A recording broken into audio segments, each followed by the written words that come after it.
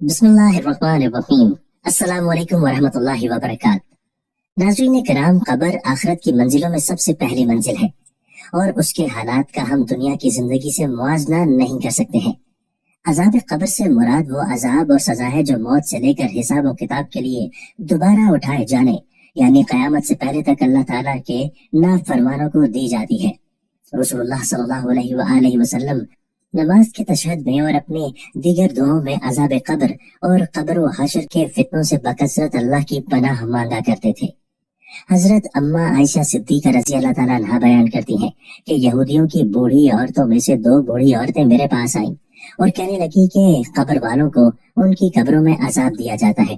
میں نے ان کی تکذیب کی اور ان کی تصدیق کرنے کو اچھا نہیں جانا، وہ چلی گئی اور نبی کریم صلی اللہ علیہ وآلہ وسلم میرے پاس تشریف لائے تو میں نے آپ صلی اللہ علیہ وآلہ وسلم سے عرض کیا اور ان 2 بوڑھی عورتوں کے آنے اور عذاب قبر کی خبر دینے کا تذکرہ کیا تو آپ صلی اللہ علیہ وآلہ وسلم نے فرمایا، ان دونوں نے سچ کہا، قبر والوں کو اتنا عذاب دیا جائے گا کہ ان کو تمام جانور سنیں گے۔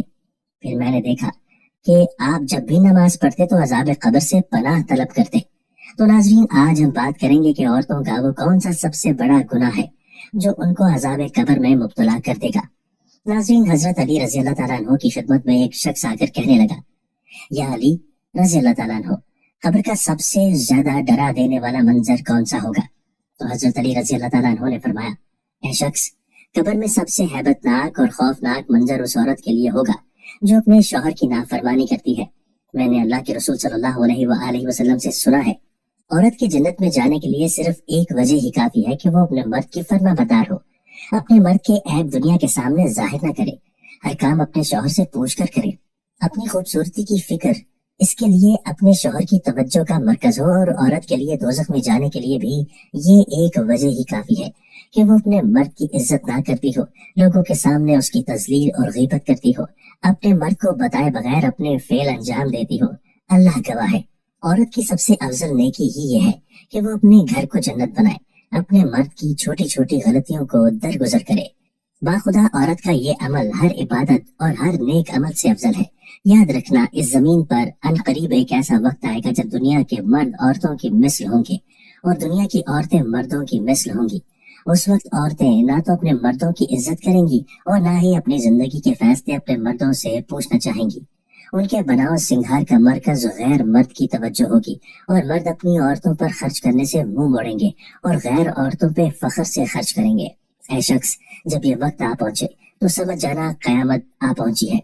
ناظرین، واضح رہے کہ شریعت میں بیوی پر شوہر کی فرما برداری کو واجب قرار دیا گیا ہے۔ بیوی کا شوہر کی نافرمانی کرنا، اس کو تکلیف پہنچانا، بچوں کو اس کے خلاف ورگلانا شرعاً ناجائز و حرام ہے۔ آپ صلی اللہ علیہ وآلہ وسلم نے احادیث میں عورت پر اپنے شوہر کی اطاعت کو لازم قرار دیا ہے اور نافرمانی پر سخت وعیدیں اور ارشاد فرمائے ہیں۔ چنانچہ حدیث شریف میں ہے، ترجمہ، نبی کریم صلی اللہ علیہ وآلہ وسلم نے فرمایا کہ اگر میں کسی کو اللہ تعالیٰ کے علاوہ کسی اور کے سامنے سجدہ کرنے کا حکم کرتا تو بیوی کو خاوند کے سامنے سجدہ کرنے کا حکم کرتا۔ ناظرین، اسلام میں گھر کی مثال ایک چھوٹی سی حکومت کی ہے جس کی سربراہی قدرت اور فطرت نے شوہر کو دی ہے۔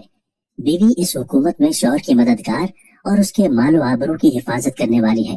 قرآن مجید اللہ تعالیٰ کا ارشاد ہے، مرد عورتوں پر محافظ ہے، اس لیے کہ اللہ نے ان میں سے بعض کو بعض پر فضیلت دی ہے اور اس وجہ سے بھی کہ مرد ان پر اپنے مال خرچ کرتے ہیں۔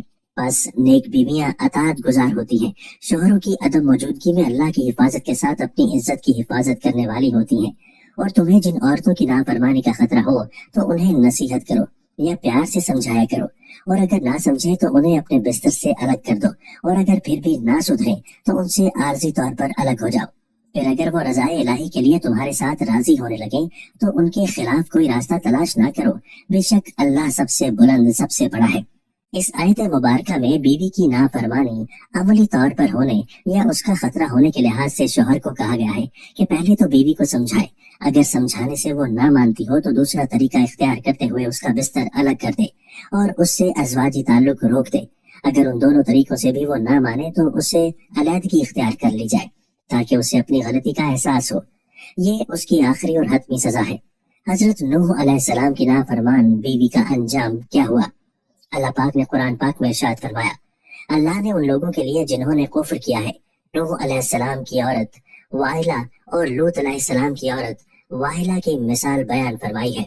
वो दोनों हमारे बंदों में से 2 साले बंदों के निकाह में थी, सो दोनों ने उनसे खयानत की, बस वो अल्लाह के अजाब के सामने उनके कुछ काम न आए और उनसे कह दिया गया कि तुम दोनों औरतें दाखिल होने वालों के साथ दोजख में दाखिल हो जाओ।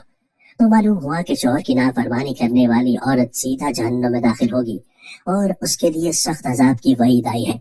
नाज़रीन, अब हम बात करते हैं उस जुमले की जिस जुमले को शौहर से बोलने वाली औरत जरूर जहन्नम में जाएगी और किस औरत को आप सल्लल्लाहु अलैहि वसल्लम ने तलाक देने का हुक्म दिया है।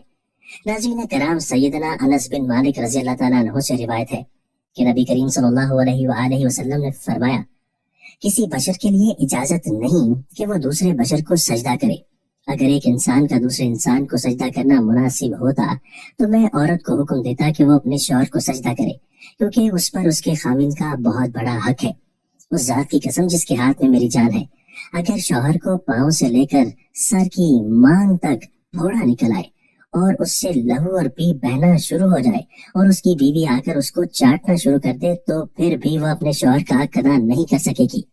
हजरत अब्दुल्ला बिन अब्बास रज़ी अल्लाह ताला अन्हु बयान करते हैं कि एक मर्तबा सूरज को ग्रहण लग गया। रसूलुल्लाह सल्लल्लाहु अलैहि वसल्लम ने नमाज पढ़ी, जबकि लोग भी आपके साथ नमाज में शामिल थे।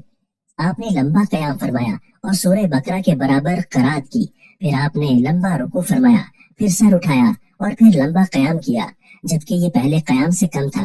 फिर लंबा रुकू किया और ये पहले रुकू से कम था। फिर सजदे किए, फिर लंबा कयाम किया और ये पहले कयाम से कम था। फिर लंबा रुकू फरमाया, ये पहले रुकू से कम था। फिर सर उठाया और लंबा कयाम फरमाया, मगर ये पहले कयाम से कम था। फिर लंबा रुकू फरमाया, मगर ये पहले रुकू से कम था। फिर सजदे गए, फिर सलाम फेरा। उस वक्त तक सूरज रोशन हो चुका था।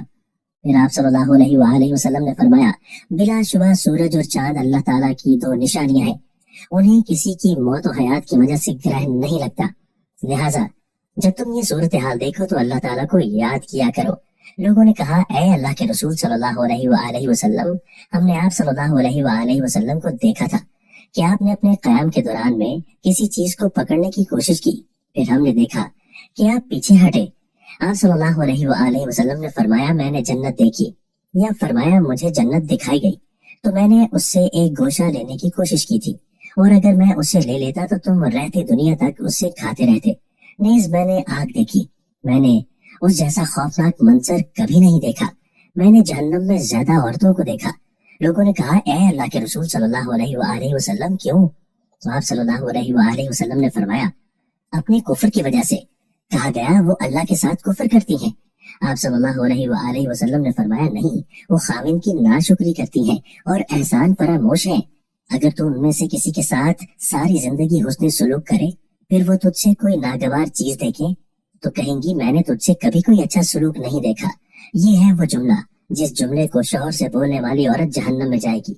नाजरीन, तलाक का शुमार अल्लाह ताला के नापसंदीदा कामों में से है। नबी करीम सल्लल्लाहु अलैहि वसल्लम ने किस औरत को तलाक देने का हुक्म दिया है? सैयदना लकीत बिन सबरा रज़ी अल्लाह ताला अन्हु से रिवायत है कि मैंने कहा, ऐ अल्लाह के रसूल सल्लल्लाहु अलैहि वसल्लम, मेरी एक बीवी है, वो बड़ी ज़बान दराज है और मुझे अजियत देती है। आप सल्लल्लाहु अलैहि वसल्लम ने फरमाया, उससे तलाक दे दो। मैंने अर्ज किया कि मेरा उसके साथ पुराना साथ है और उससे मेरी औलाद भी है। तो आप सल्लल्लाहु अलैहि वसल्लम ने फरमाया, फिर उसे रोक लो और उसे भलाई की तलकीन करते रहो। अगर उसमें भलाई कबूल करने की सलाहियत हुई तो वो कबूल कर लेगी। अल्लाह ताला से दुआ है कि बीवी को शौहर का फर्मा बरदार बनाए और हर मियाँ बीवी के दरमियान मोहब्बत कायम रखे और हम सब मुसलमानों को आखिरत की तैयारी करने की तौफीक अता फरमाए।